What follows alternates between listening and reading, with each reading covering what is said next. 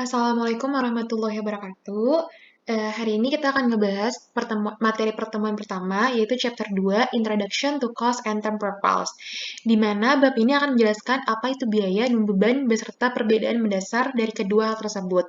Selain itu akan dijelaskan apa saja karakteristik serta jenis dari biaya mendasar yang biasanya dapat digunakan sebagai penentuan harga jual, kontrol biaya, profitabilitas atau keuntungan, serta informasi-informasi yang dibutuhkan untuk pengambilan keputusan oleh manajemen.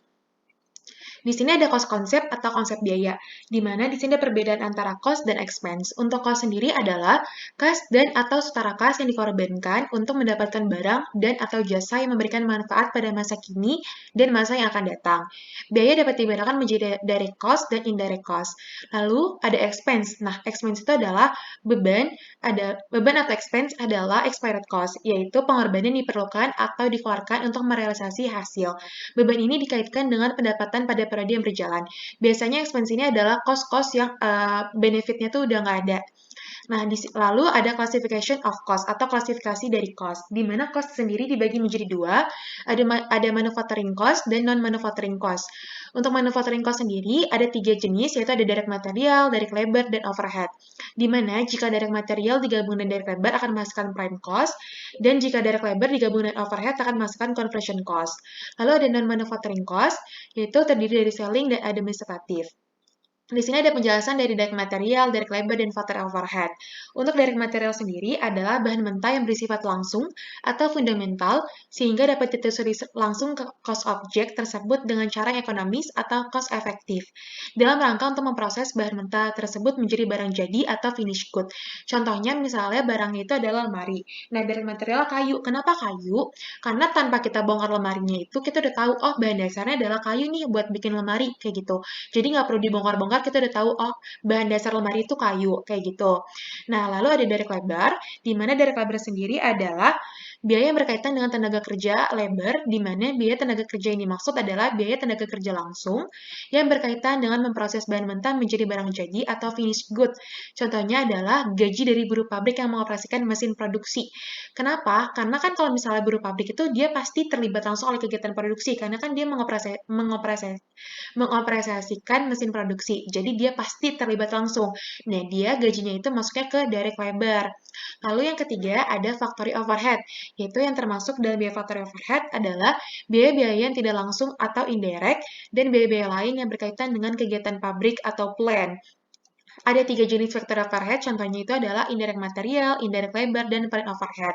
Di mana indirect material adalah material-material atau bahan mentah pendukung dalam rangka untuk memproses bahan mentah tersebut menjadi barang jadi, atau biaya tersebut terkait dengan cost object tetapi tidak dapat ditelusuri secara langsung ke cost object tersebut dengan cara ekonomis atau cost efektif. Contohnya masih sama, itu contohnya lemari, di mana direct material adalah kayu, tapi untuk indirect material itu paku dan lem. Kenapa paku dan lem? Jadi misalnya lemarinya itu kita bongkar. Nah, kita baru tahu, oh ternyata untuk menyusun lemari itu kita juga butuh paku dan lem. Nah, kayak gitu. Jadi kenapa bedanya dengan direct material? Kalau direct material bisa secara langsung ditelusuri. Kalau misalnya indirect itu kita harus ngebongkar-bongkar dulu kayak gitu.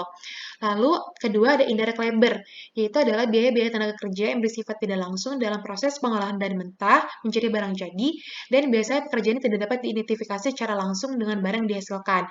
Contohnya gaji direksi pabrik atau gaji supervisor pabrik. Kenapa? Karena untuk direksi pabrik sendiri, dia tidak terlibat langsung oleh kegiatan produksi.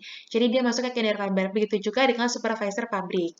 Lalu yang ketiga ada plant overhead, yaitu adalah biaya-biaya yang muncul berkaitan dengan aktivitas pabrik. Contohnya ada biaya pemeliharaan dan repair, biaya listrik pabrik, biaya asuransi pabrik, biaya sewa gedung pabrik, biaya penyusutan gedung pabrik, atau biaya penyusutan mesin dan lainnya. Lalu selanjutnya kita ngebahas tentang cost behavior pattern atau klasifikasi cost berdasarkan biaya perilakunya. Di sini ada tiga yang biasa kita sering dengar, ada fixed cost, ada variable cost, ada semi-variable cost. Di mana fixed cost atau biaya tetap adalah biaya yang secara total tidak dipengaruhi terhadap perubahan volume atau aktivitas produksi. Contohnya beban penyusutan atau beban sewa. Misalnya kita mau nyewa bis nih untuk kuota 60 orang, padahal kita cuma kelompok kita cuma ada 30 orang. Kita tetap akan bayar untuk sewa untuk 60 orang kan, kayak gitu. Nah, lalu untuk variable cost sendiri yaitu biaya yang secara total berubah proporsional terhadap perubahan volume produksi, tetapi biaya per unitnya tetap. Contohnya adalah biaya bahan baku atau upah tenaga kerja langsung. Misalnya, upah buruh pabrik. Dia akan diupah, misalnya, jika dia menghasilkan satu lemari, dia akan diupah 500.000. Berarti kan upah dia adalah 500.000 per satu unit lemari. Kalau unitnya bertambah, otomatis upahnya dia juga bertambah. Seperti itu. Lalu yang ketiga ada semi variable cost. Nah, atau biaya gabungan, yaitu biaya memperhatikan gabungan antara fixed cost dan variable cost. Contohnya biaya listrik. Kenapa biaya listrik? Nah, untuk biaya listrik sendiri, untuk fixed cost-nya itu abademin. Sedangkan variable cost itu adalah tarif per kWh. Nah, kenapa variable cost-nya tarif per kWh? Karena kalau misalnya kWh-nya kita naik, tarifnya juga akan berubah, kayak gitu. Lalu di sini kita akan juga mempelajari tentang cost of good manufacturing statement atau laporan cost of good manufacturing. Nah, untuk COGM statement, dia ada dua metode, ada single method dan juga ada separable method.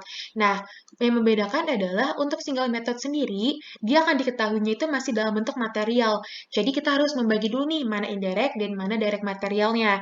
Kalau misalnya untuk separable method, dia kan udah diketahui direct materialnya itu apa, indirectnya itu berapa. Kayak gitu. Jadi otomatis lebih mudah untuk menggunakan jika menggunakan separable method. Kayak gitu. Tapi itu tergantung dari soalnya. Nah, biasanya setelah kita bikin COGM, kita akan disuruh bikin income statement. Nah, sebelum kita bikin income statement, di sini ada COGS. Nah, COGS di income statement untuk perusahaan manufaktur itu berbeda. Jadi untuk mencari COGS itu adalah pertama COGM dulu ini kita carikan tadi COGM-nya. Kalau udah ketemu, ditambah dulu finish good beginning atau finish good awal. Biasanya di tanggal 1 Januari akan menghasilkan COGAS, lalu COGAS-nya akan dikurang dengan finish good ending, biasanya tanggal 31 Desember, baru akan menghasilkan COGS. Nah, nanti COGS ini akan masuk ke income statement. Di mana untuk income statement di perusahaan manufaktur itu berbeda dengan income statement di perusahaan jasa atau biasa kita pelajari di PA1 atau PA2. Untuk income statement di perusahaan manufaktur, itu adalah pertama sales. Nanti jika ada sales, kalau misalnya ada sales return and allowance atau sales discount, dia akan mengurangi si salesnya. Baru akan menghasilkan net sales. Lalu net sales akan dikurangi oleh COGS yang tadi udah kita cari. Lalu akan menghasilkan gross profit. Nanti gross profit dikurang dengan operating expense akan menghasilkan operating income. Lalu operating income, jika misalnya ada revenue and gain, akan menambah. Tapi jika ada expense and loss, akan mengurangi, akan menghasilkan income before tax. Lalu jika ada tax, akan mengurangi income before tax, baru menghasilkan net income atau net loss. Seperti itu.